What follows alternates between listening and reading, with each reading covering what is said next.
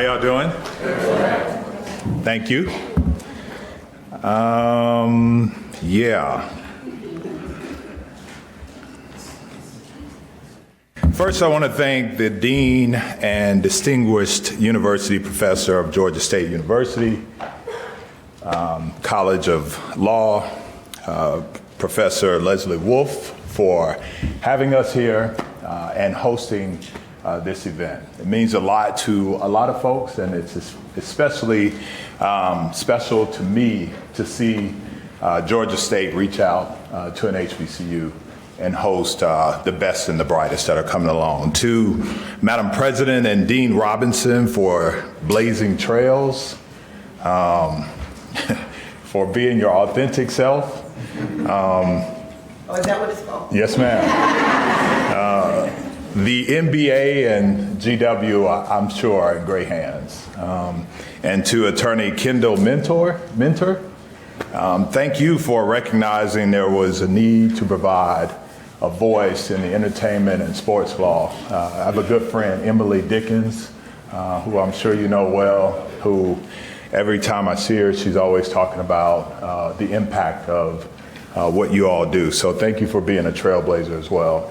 And lastly, I'd like to thank Evangeline for recognizing that there was a void. Now, oftentimes our society is replete with people who simply complain about stuff. Everywhere you go, they just complain, just negative, sickening at times. And they know that there are voids, and they know that they have agency to do something about it, but she's special. She decided to do something that really speaks to the pipeline, from the beginning of the pipeline to the end. So I want to thank her for reaching out to me on social media and inviting me here, and understanding what charge I have to keep is why I am here. My name is Herman Felton. I'm from Jacksonville, Florida, Duval County, as we say. I don't know if there are any folks in here from Edward Waters. Jaguars? I'm not really a Jaguar fan. I'm a Buccaneer. But I grew up in the inner city. At the age of 17, my mom had her third child, and it was me. By 25, she had 6, and she was on her own. We grew up in the inner city projects of Jacksonville, Florida, a place called Pottsburg. And it molded me into the person I am today for several reasons. I did not graduate from high school. I am dyslexic. And I found out I was dyslexic after I got out of boot camp and out of my military training school. See, I joined the United States Marine Corps, fortunately, after having some troubles, and found myself in a 12J program, which meant that in order for me to stay in the Marine Corps, I had to have gotten my high school diploma within a year or be kicked out. And the Marine Corps was the best thing to ever happen to me. I spent 8 years in the Marine Corps, and I met some of my dear friends who now I still have great relationships with. We're godparents to each other's kids. But they did probably one of the single most greatest things that they could have ever done, unbeknownst to them. They crushed the myth that you had to be smart to go to college. They were dumb. Or at least I thought. But in seriousness, they were smooth, they were sharp, they were compassionate, and they cared about their community.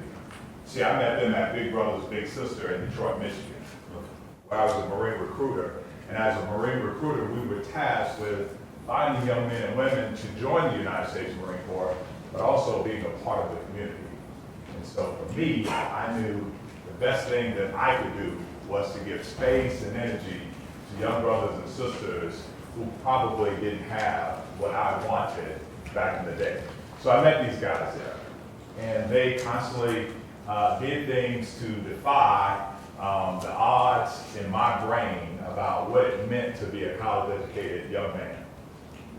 I got out of the Marine Corps and landed what I believe to be the best job, my dream job. But that was after I sold cars and I worked as a collection agent. I was a collection agent and I had trouble with that job every day. And I did so because I was calling people, telling them to pay their bills, while they were probably calling my house, telling me to pay mine. Didn't answer the phone because I was at work. It was a struggle, seriously. But I got my dream job. I got a phone call from the United States Postal Service. And if you don't know anything about the post office, most of the folks that are a little older than you, people send their kids to college, they have nice homes, and they build good lives for themselves. And being a blue-collar family, the post office was it for me. My mom had a 7th grade education, and for her, what really mattered was that all of her kids left Pottsburgh without having criminal records, my sisters not being pregnant, and having graduated from high school.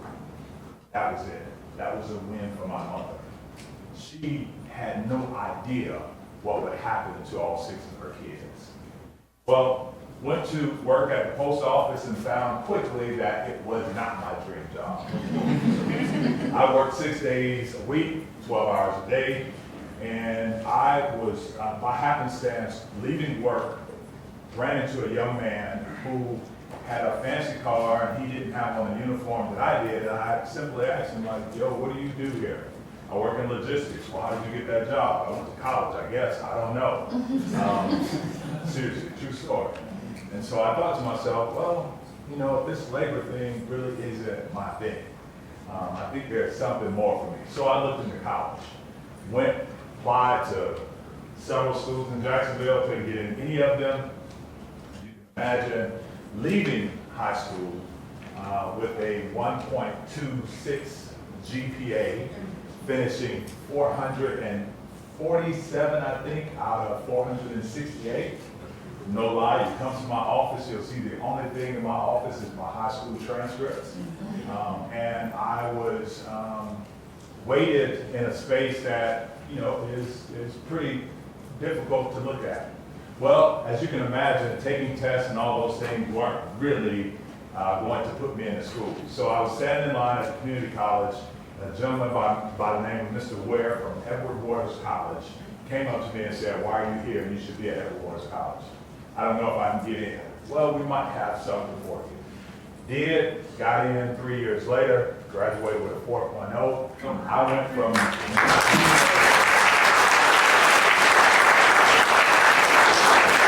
being able to get into a school to getting into 5 or 6 different law schools. I went to the University of Florida on a full scholarship, not a legislative-based scholarship, not a play scholarship. I'm a Virgil D. Hawkins Scholar. They have 10 of those. And law school was really funny to me. It was the first time that I understood that there was a caste system. See, I'm poverty, Marine Corps is blue collar, and all my life I've been just around good salt of the earth people, and not around folk with means. And there's absolutely nothing wrong with that, but it was an awakening for me. Law school at the University of Florida was a challenge. It was a challenge because of the rigor. But I was prepared at Edward Waters College by Ezio Guerri and Cornelius Ejiofor. Those 2 professors prepared me unbeknownst to any inkling that I had. You see, as a political science major, we had to write for 3 hours if the course was a 3-hour credit course, or for 4 hours. So I remember being in law school and the folks telling us those same things, and the gasp that came out of folks, and the calm that came over me. And I was prepared for what I was walking into, even though I had no idea, but I was open to the universe. I was open to wherever I'm going. But I'm going to tell you a really quick story about how I got to law school. A buddy of mine and I, he was a non-traditional student as well. I was in the Marine Corps, he was in the Navy. We started this organization called the Delian League. I came across the Delian League in a Western Humanities class. And this league was a group, you ever seen the movie 300? The Dillian League is based, the movie 300 is based slightly off the Dillian League. And these were men who were trained to fish, farm, fend for their families, and be fierce fighters, right? And to protect their community in preparation for the war that was impending. So we started an organization and a mentoring group, and we thought, wow, we're having some good success with this. We'll do this forever. We're diddy-bopping across the campus, and we run into this guy by the name of Nesbitt, Professor Nesbitt. And he says to us, what are you guys doing, scholars? He called us scholars every day. Every time he saw us, he called us scholars. What are you guys doing, scholars, when you graduate? And Vladimir said, I'm going to law school. And I said, I'm going to get an MBA. He said, have you took the LSAT? And we both looked at each other like, what's the LSAT? Now, it wasn't bad on me because I wasn't going to law school, but Vladimir, he said he was going to law school and didn't know what the hell the LSAT was. So he wrote a piece of paper, wrote a note on a piece of paper, gave us the name, it's Andrea Williams, University of Florida. Vladimir is going down for his appointment. His appointment, 2 months after that, he had an appointment. He's driving down, I happen to be off that day. He calls me frantically on 301, on his way to UF, his car breaks down. So I have nothing to do, I'm riding, I go pick him up, just along for the ride. We get down to Gainesville, like 10 minutes to spare, and I'm sitting outside in the lobby collecting myself. And he's in there, getting ready to walk in, and around the corner comes this beautiful sister. Just being honest. And she just said, who's Vladimir? Which one of you is Vladimir? Like, kind of aggressive. And he said, I am. So she said, come on in here. So she comes in, he goes in, and 2 minutes later, she walks out and said, you might as well come in here too. So, no objection to be around beautiful women at the time, but I go in there because this is not for me. So we get in there and she says all these things. You're at Edward Waters College. When these folks get your application, if it has a misspelled word in it, if it's late, it's going in the trash. And you should know you're at Edward Waters College, so your GPA and the school that you go to, nobody knows, and your GPA won't be weighted as high. So here's what you're going to do. You're going to start practicing on a letter. You're going to enroll yourself into the LSAT prep course. They have a scholarship. You should know that. You should apply for it. We did. Got $250 off the $1,000 course back at that time. And you're going to turn in your application way before. When it's time for those applications to be open, you're going to turn your application in. We did it all. I went with him because he was my partner. I did everything that he did. I got into law school. He never got into law school. Had no desire to practice law. None whatsoever. None. Why are you going? I want to be a college president. I got to law school, went through the first year, minority scholarship, Foley and Laudner. And this is what I want you to touch on, or what I want to touch on about soft skills. Because most of you have horrible soft skills. Most of you spend more time in your cell phones than you do honing your soft skills. And I'll tell you what soft skills are. They matter more than any amount of intellect that you could possibly take. So I'm sitting in this interview. I take all this time writing a letter, my personal writing statement for the interview. Now this Foley and Laudner scholarship is prestigious. They come on, and every person who identifies himself in the first year as a minority gets to come in. We have 300 seats. 110 of those were minorities in that field. Eskimos, Indians, you name it, right? And we get through the interview, and I have 45 minutes. The allotted time is 45 minutes. We spent an hour and a half. We never talked about my writing sample. I leave, and I'm thinking, man, this is it. I know I didn't get this. It's $5,000 cash, and then the opportunity to have the internship, $2,000 a week in the summer. Right? I think, yeah, it was $2,000. Here's the deal. I did not share my writing sample with him at all. 2 weeks later, he comes back, and I'm announced the Foley Lardner Scholar. So we go over after I got my buddy. So yeah, let me put this in here. We go over in the corner and I ask, hey, how did this happen? He said, let me tell you something. All of you that get to law school, we think you have the mental requisite to write. We think you have the mental requisite to think, all of those things. But what we're looking for are people who fit in, people who have the ability to engage themselves with our partners, people who have the ability to go out and be self-sufficient. I think what we like about you are your soft skills. We talk about the housing market, we talk about running, we talk about cooking, we talk about places that I've traveled, we talk about even the taboo topics of politics and religion. Surfacely, very high level. But we did not talk about, at that time, Jay-Z, who was hot then. We did not talk about what would be equivalent to the Atlanta Housewives. And I'm not suggesting that that is where you're at, but pop culture has its place. What matters if you espouse to be some of the best and the brightest is understanding everything about that space that you aspire to dwell in. That matters. Get past law school, I bump into a guy who's playing basketball and happens to be the president of Murray State University.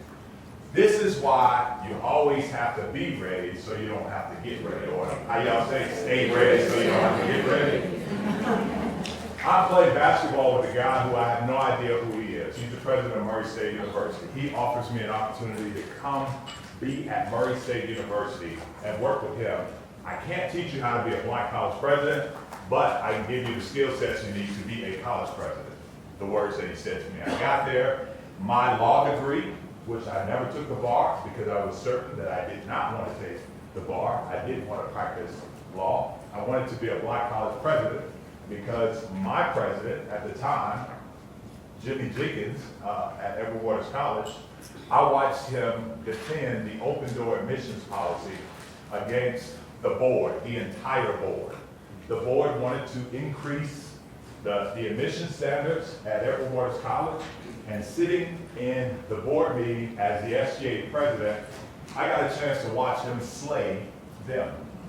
And he did it in a way that was eloquent, it was non-threatening, it wasn't disrespectful to his 20 or so bosses, but he advocated for the least of us.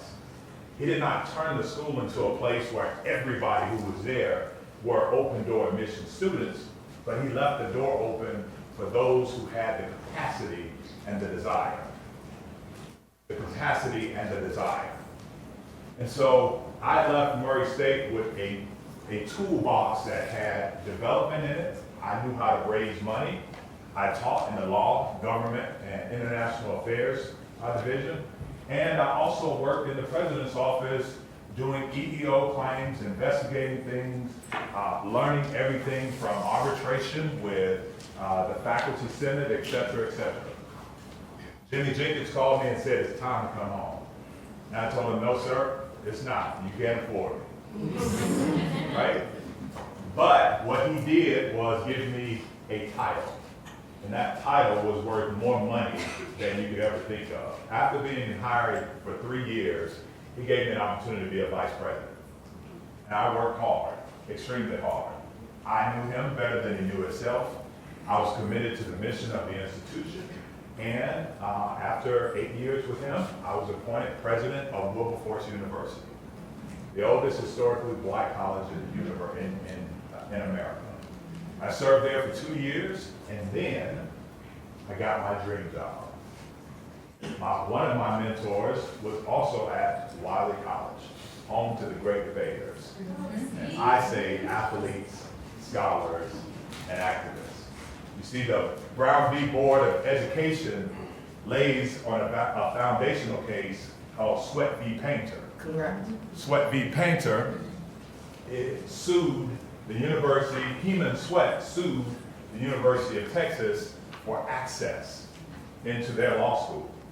And being a Virgil Hawkins scholar, Madam President, Virgil Hawkins at the University of Florida sued the state of Florida and University of Florida in a case that went back up and down between the state of Florida and the U.S. Supreme Court 9 or 10 times, and eventually came to a space where the state of Florida said, we will allow integration if you withdraw your application and never, ever, ever apply for admissions into a law school in Florida or the Florida bar.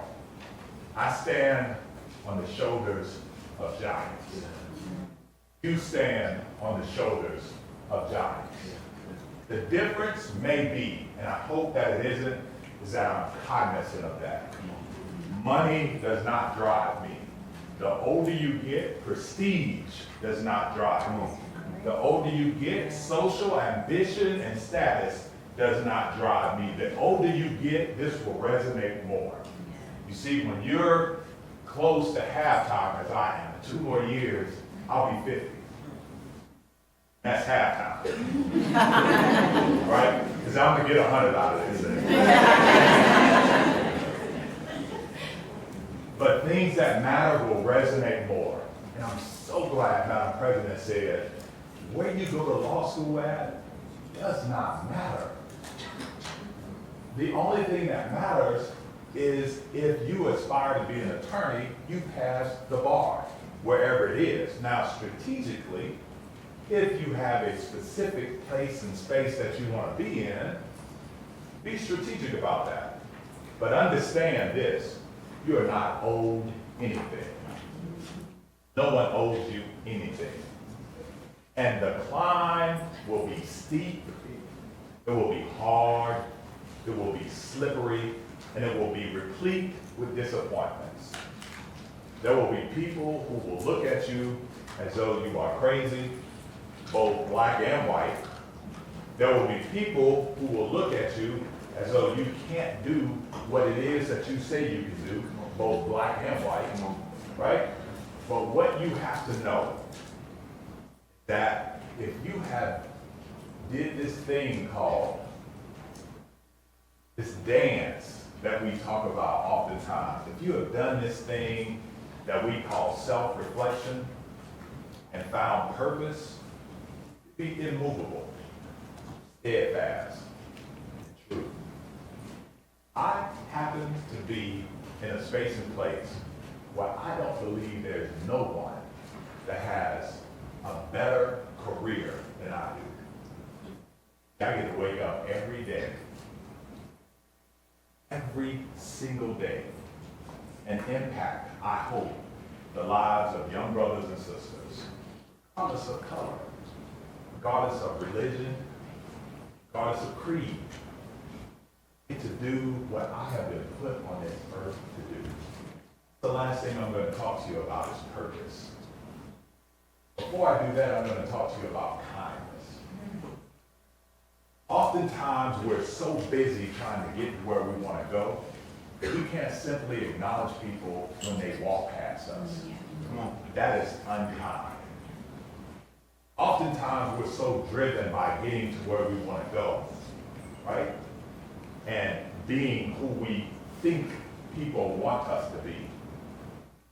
We forget there are simple things that will take us places where our drive and our intellect won't. That's being kind. E.Z.O. Worry would always tell us, there's every day for the student and one day for the professor. What that means to you and what it meant to me as he shared it with me, because I didn't understand what he meant. Every day you get an opportunity to prove yourself as a student. And one day I get to affirm you as the professor. How do you find yourself on the right end of a B+ and an A-? You do so by engaging people. You do so by engaging your professors. Even if, don't listen to this, Madam Dean, both of you. Even if you have to get into your Westlaw book and find a question and know the answer to it before you go in there, do that. Go engage. Find yourself to be friendly with a professor. More importantly, invest. You are putting thousands, not hundreds of thousands, thousands of dollars in your education.